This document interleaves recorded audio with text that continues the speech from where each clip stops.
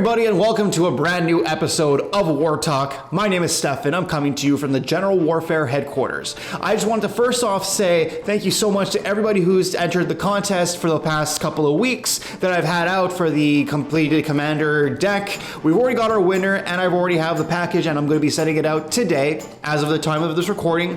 So expect your deck within the next week or so.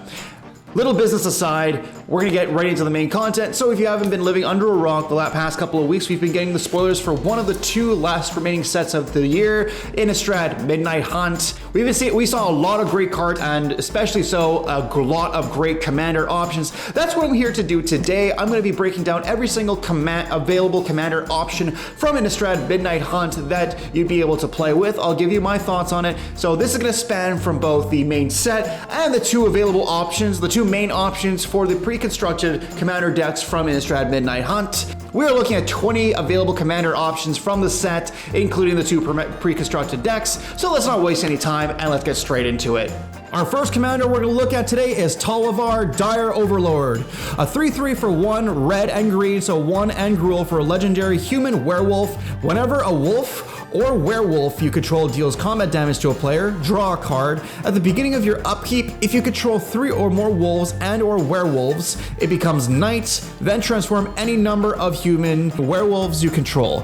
Daybound. And then it transforms into Talivar, the Midnight Scourge, where it's a legendary werewolf. Whenever a wolf or werewolf you control deals combat damage to a player, draw a card. And X, red and green, target wolf or werewolf you control gets plus X plus 0 and gains trample until end of turn. Nightbound. And so Daybound and Nightbound are the new mechanics in Innistrad Midnight Hunt. Talivar, we finally get an effective and good werewolf commander where you're not only drawing cards from any wolf or werewolf that attacks, you also get to flip it at the beginning of your upkeep if you control 3 or more werewolves or wolves. And then for the Midnight Scourge, the secondary ability is just casting Wolf Run for your wolves and werewolves itself. It's a really strong ability, and especially so, with this, you're going to be getting in for extra damage, 1, and 2, you're going to be drawing an extra card from whatever werewolf you get. And it's not even a tap ability, so you can, if you have enough mana, you can do it for all of your wolves or werewolves, and you can be drawing multiple cards. I think this is a really good commander. I really like this commander a lot, and I would love to see this card on boards, considering I would love to see what kind of power level it would run. Next is Old Stick Fingers. X black-green for a star legendary horror. Whenever you cast a spell, reveal cards from the top of your library until you reveal X creature cards. Put all creature cards revealed this way into your graveyard, then put the rest on the bottom of your library in a random order. Old Stick Fingers' power and toughness are each equal to the number of creature cards in your graveyard. So, Old Stick Fingers, I think, is a really interesting card, considering it lends itself to a self-mill strategy and potentially opens itself up to Reanimator themes for Gallery, which is black, and green, which is probably the most effective color combination that this could have been in. Especially so, Old Stick Fingers allows you to mill as many cards, well, not even mill, reveal as many cards from the top of your library and you basically put as many creatures into your graveyard. This way, you can just reanimate them at any point in time, and Old Stick Fingers, even if you don't reanimate them, the Old Stick Fingers will just get bigger and bigger for as many creature cards you have in your graveyard. Next, we're going to look at is Lier, Disciple of the Drowned, a 3/4 for 3 blue legendary human wizard with spells can't be countered. Each instant and sorcery card in your graveyard has flashback. The flashback cost is equal to that card's mana cost. This is one of the cards I got extremely excited about personally.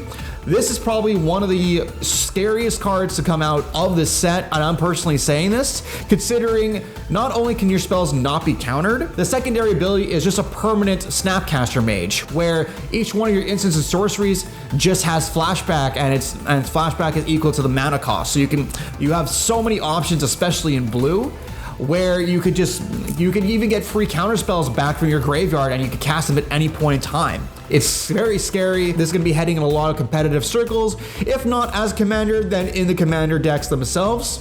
I would love to see this commander, because I want to play against this, and I think this is going to be a really strong and really expensive card down the line. Next, we're looking at Vadric Astral Archmage. 1 blue and red for a 1/2 legendary human wizard. If it's neither day nor night, it becomes day as Vadric Astral Archmage enters the battlefield. Instants and sorcery spells you cast cost X less to cast, where X is Vadric's power. And whenever day becomes night or night becomes day, put a +1/+1 counter on Vadric. This card very much synergizes well with the day and night's cycle, considering every time it switches from day to night, he gets a +1/+1 counter, and your instants and sorceries cast less due to his power. So even if you're putting a bunch of +1/+1 counters on Vadric somehow in blue or red, and especially if you're switching between night and day, you're going to be powering him up so much more, and each one of your spells costs so much less. Next, we're looking at Lieza Forgotten Archangel. 2 white, black for a 4/5 legendary angel, flying lifelink. Whenever another non-token creature you control dies, return that card to its owner's hand at the beginning of the next end step. If a creature an opponent controls would die, exile it instead. So I've seen the Commander Quarters video for this, and I personally agree with his statement that this could probably be the newest Shadowborn Apostle deck, considering every time a non-token creature you control dies, you return it to your hand at the beginning of the next end step. So this not only lends itself to just Shadowborn Apostle archetype, I should say, this lends itself to a lot of enter the battlefield strategies itself, and even still LTBs would be really good in this. Leaving the battlefield, enter the battlefield. Lieza would be your hookup with this, especially so just a 4/5 with flying lifelink for a 5-drop is pretty good too. And not only that, it also counteracts your opponents. Whenever a creature would die on their side, you exile it instead, so that way they wouldn't have the ability to reanimate it if they're playing Reanimator on their side of the field. The next one we're looking at is one of the main commander options for the commander precons from Innistrad Midnight Hunt. It's Wilhelt the Rot Cleaver. 2 blue and black for a 3/3 legendary zombie warrior. Whenever another zombie you control dies, if it didn't have Decayed, create a 2/2 black zombie creature token with Decayed. At the beginning of your end step, you may sacrifice a zombie. If you do, draw a card. So Decayed is another new mechanic in the set. With Decayed, it's basically giving you extra attackers. They can't even block, and whenever they attack, you sacrifice them at the end of combat. However, with Wilhelt, you're basically allowing your zombies to become card draw fodder. So you can sacrifice them and at your end step and draw a card. So there's a lot of strategy you could do with Wilhelt. I would love to see more on this, and especially so I'm looking forward to getting my commander precons from Innistrad Midnight Hunt, and I'm excited to see what kind of decks Wilhelt will be put into, or if he's going to be manning the commander spot them himself. Next we're looking at is Lind Cheerful Tormentor. 2/4 for 1 blue, black, and red for a legendary human warlock with Death Touch. Whenever a curse is put into the graveyard from the battlefield, return it to the battlefield attached to you at the beginning of the next end step. At the beginning of your upkeep, you may attach a curse attached to you to one of your opponents. If you do, draw 2 cards. We finally have a curse commander. And with Lind, I really think that she's going to be really strong, especially if you're going mainly enchantments. Well, curses especially so are enchantments. I don't know exactly what the support would be for these colors for Grixis, because usually the support for enchantments would be in green, and since Lind does not have green in there, I'm curious to see what kind of support Lind would have in terms of getting curses back, in terms of getting enchantments on the field and such. I'm just excited to play this commander when I get the opportunity to. Next, we're looking at Giza Glorious Resurrector, a 4/4 for 2 black, legendary human wizard. If a creature an opponent controlled would die, exile it instead. At the beginning of your upkeep, put all creatures cards exiled with Giza Glorious Resurrector onto the battlefield under your control. They have Decayed.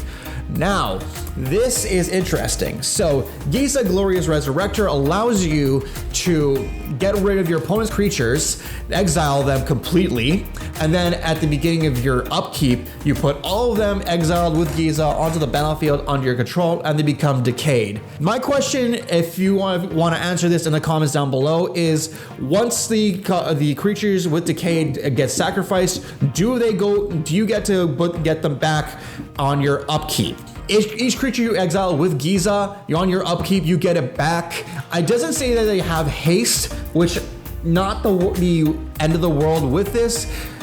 However, every time they get sacrificed, depending on what kind of shenanigans you have with this deck, you're getting more fodder, you're getting more access to Giza, and the fact that you're getting more creatures on your side each and every upkeep is really scary for your opponents.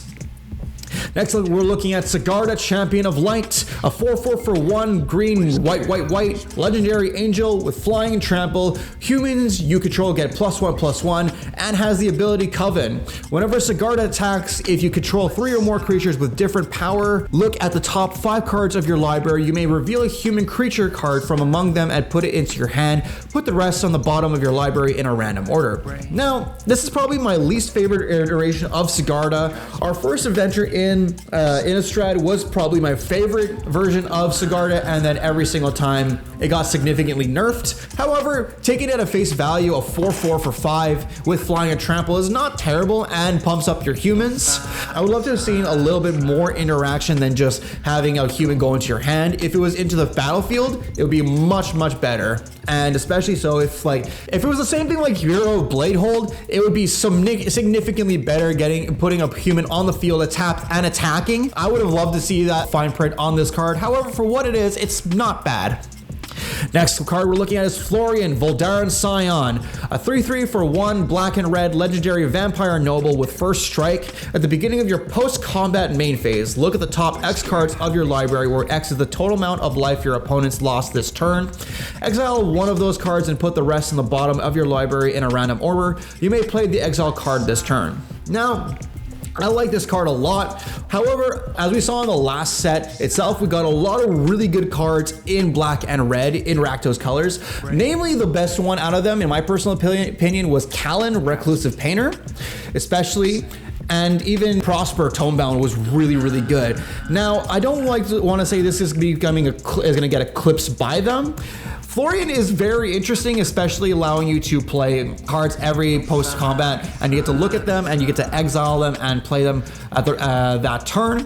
It's just, I don't know if this would stand up to something like Callan or Prosper. Probably not Prosper itself. Callan, I would love to see how these two would combat against each other.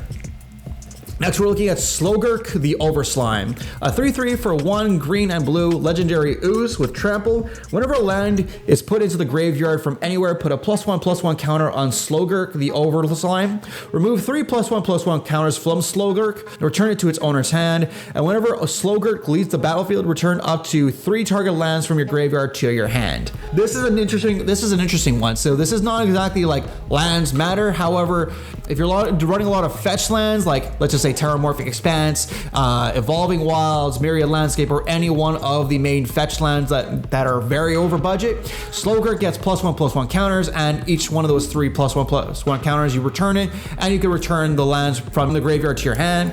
And with that, especially in the colors that it has, blue and green, we've seen a number of commanders from this. Like we've seen AC on here. Tatiova is also one of the most prominent ones on here. We also have Zimone, Quandrix Prodigy. The list goes on. However, this doesn't mean that this is a carbon copy of any one of those. This is an interesting one, and I think this is a good support card for those decks, especially in a Tatiova deck, especially in an AC deck. This is great support for those decks. Next, we're looking at Sarith, the Viper's Fang, a 2 green for a 3/4 legendary human warlock. Other tapped creatures you control have Death Touch. Other untapped creatures you control have Hexproof. And for 1, untap another target creature or land you control. With Sarith, you have the ability to untap one of your lands. This is pretty good, especially if you're able to combo it off with something like Sword of the Parents would be one of the cards you add in this deck itself. No matter, the important parts as well are your tap creatures you control have Death Touch, and your untapped creatures you control have Hexproof. So I'm not 100% sure how the Death Proof works when your creatures are tapped, and whenever you untap them, they have Hexproof. So do they lose the Death Touch when they become untapped? I'm pretty sure they do, but let me know in the comments down below. I think this is an interesting card, especially if you want to go infinite with this activated ability to untap another land you control. It's only for 1 extra and you untap it. Next, we're looking at Rem Carolus, Starwold Slayer, a 2/3 for 1 red and white for legendary human knight with flying and haste. If a spell would deal damage to you or another permanent you control, prevent it. And if a spell would deal damage to an opponent or a permanent an opponent controls, it deals that much damage +1 instead. So this, I think, is a perfect accessory card or a perfect add-on to a Gisela Blade of Gold Knight deck, especially since you're dealing extra damage, and with Rem Carolus, you're preventing the damage that's dealt to you. Now, as a standalone commander, I think this is interesting because you're going to be stacking this deck up with a lot of different damage doublers, like Heartless Hisugu's in there, Dictator of the Twin Gods, I would imagine, would be in this deck as well. You have other cards in the deck that could pump it up. I also see this card being in a Firesong and Sunspeaker deck, allowing you to prevent any damage that's being dealt to you or permanents you control, especially Firesong and Sunspeaker being as rounded or protected as it is, but dealing extra damage to your opponents with Firesong and Sunspeaker. I'm probably gonna put this card in my Firesong and Sunspeaker deck you've already seen on General Warfare, link in the top right of your screen.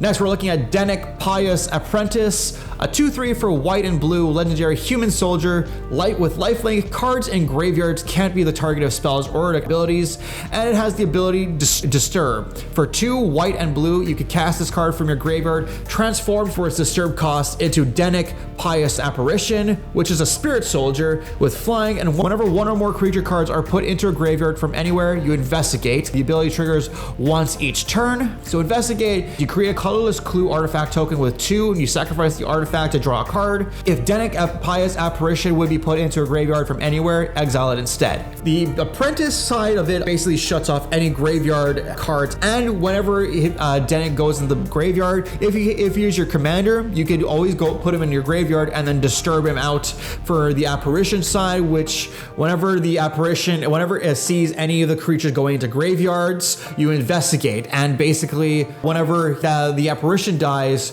it could go back to your command zone. So basically you're getting to play your commander twice without even having to pay the commander tax for this card. Next is Catilda, Dawnheart Prime. A 1/1 for green and white legendary human warlock with protection from werewolves. Human creatures you control have tap to add 1 mana of any color of this creature's colors, and then 4 white and green, tap it to put a +1/+1 counter on each creature you control. Catilda has the same ability as Shalai, and for the +1/+1 counters. However, I don't really like this card as much as I should, given the fact that it has protection from werewolves, which, in all fairness, werewolves are not the biggest problem to this card. It's the fact that you're so central to playing humans that it kind of limits you from expanding outward. Whenever you're playing humans, they tap for extra mana, and especially Catilda herself, she basically allows you to tap for 2 mana. It's just you're limited by just what kind of creature types you could play, and the fact that you're also taking the same ability from another commander, which sees probably more play than Catilda will. Next, we're looking at Adolin Resplendent Cathar, star 4 for 1 white legendary human knight with vigilance. Adolin Resplendent Cathar's power is equal to the number of creatures you control, and whenever you attack, for each opponent, create a 1/1/1 humans creature token that's tapped and attacking that player or planeswalker they control. Yes, finally!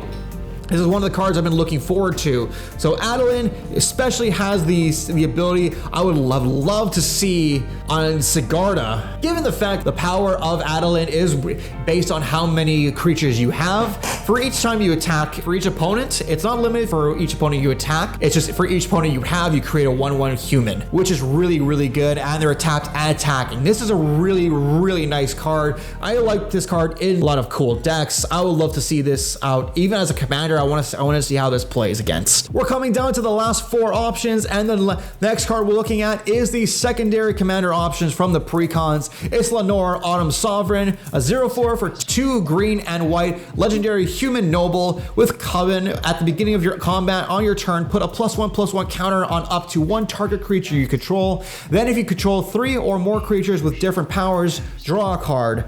I've already covered Lenore in great detail on one of my last brewing for $50 $30 episodes. You can see that in the top right hand side of your screen. That's the link to the deck tech itself. However, I'm going to briefly go over this. Lenore, I really find is a unique commander with the Covenant ability. Draw cards on your combat for each different power you have. So you're basically going to be boosting Lenore with a lot of cards that care about +1/+1 counters and a lot of cards that give +1/+1 counters.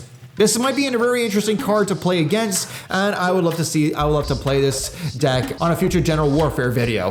Third to last card we're looking at is Jadar, Ghoul-Carler of Nephalia. A 1/1 for a 1 and a black legendary human wizard. At the beginning of your end step, if you control no creatures with Decayed, create a 2/2 black zombie creature with token with Decayed.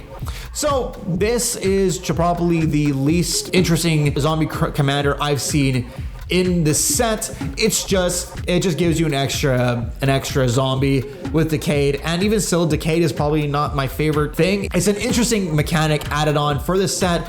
It's just this card, I don't really see why its price is at $2. Maybe it's just a new card. Maybe it's gonna go down once the set drops. I don't see this being any more than 50 cents.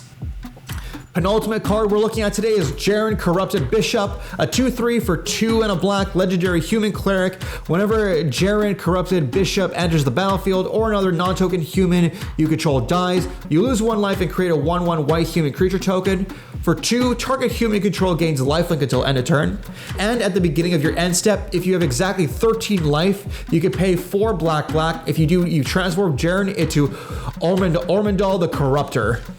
That's a legendary demon with flying, trample, lifelink, and you sacrifice another creature to draw a card, and he's also a 6/6.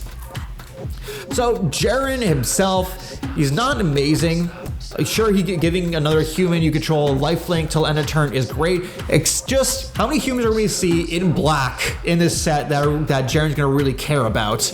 Especially so, and the fact that you have to be at 13 life in order to transform him to Ormondal is kind of risky, considering your opponents can kill you at 13 life. It's been done before, and especially with Worldfire being unbanned as of the recording of this video.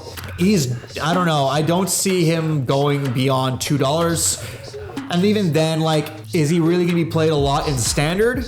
That's a good question. I don't see this guy being a very popular commander option in the long run. And the last card we're looking at in today's video is Ludovic, Necrogenius. A 2/3 for blue and a black legendary human wizard. Whenever Ludovic Necrogenius enters the battlefield or attacks, you mill a card. And then X, blue, black, exile X creature cards from your graveyard, transform Ludovic, X can't be 0, and then activate it as a sorcery, obviously. He turns into Olag, Ludovic's Hubris, a legendary zombie, that's a 4/4, and as this creature transforms into Olag, Ludovic's Hubris, it becomes a copy of a creature card exiled with it, except its name is Olag, Ludovic's Hubris. It's 4/4, and it's a legendary blue and black zombie in addition to its other colors and types. Put a number of +1/+1 counters on Olag equal to the number of creature cards exiled with it. Now, Ludovic itself, I kind of think is kind of cool. Whenever he enters the battlefield or attacks, you mill a card, and then it's just unfortunate the secondary ability is only at sorcery speed. Having Olag turn it to a copy of a giant creature, imagine Olag turning into a copy of a Blightsteel Colossus. That would be very, very scary. And the only thing I'm not 100% sure is if whenever he transforms into Olag, does he retain summoning sickness, or is he still able to attack? Just let me know in the comments down below. However, if he's still able to attack with Olag, it would be so stupid to have him and a Blightsteel Colossus just charge in for at least 16 infect. I really like this guy. I don't think he's going to be a very be-all, end-all mill commanders like the Scarab God is. However, he's a good support card, and especially having him come in as a copy from another creature you exile is just chef's kiss. And those were the 20 available commander options from Innistrad Midnight Hunt. What do you guys think? Do you like the new commanders that came out from this set? Or is there any other cards that I haven't spoke about that you're a very big fan of? Let me know in the show notes down below. And if you found enjoyment from this video, please like the video, share it with your friends, subscribe to the channel, and hit the bell icon, because not only would I appreciate it, but this will help the channel grow and get more eyes on my product and just basically get a lot of more attention this way. And if you want to propose a new video idea or just connect with me on my socials, they're going to be linked in the bottom left-hand side of your screen right now and the show notes down below. You got my Facebook, my Twitter, my TikTok, and my Instagram. So please connect with me there. That's how you're going to know of any future contests and the new videos that are coming out each and every week. I post every Friday at 8 a.m. Eastern Standard Time. I've been doing this from the tail end of the summer, and I'm going to continue doing it because I found a lot more success coming out of that. And for everybody who has been tuning into these videos, thank you so much. I very truly much appreciate it. Today is the start of the pre-release, and next week is going to be the official release of Innistrad Midnight Hunt. So happy pre-release weekend for everybody joining in. And thank you so much for watching the video. I truly appreciate it. I'll see you guys next Friday with a brand new Brewing with 50 Bucks episode on one of these new commander options. So stay tuned for that. And until next week, cheers everybody.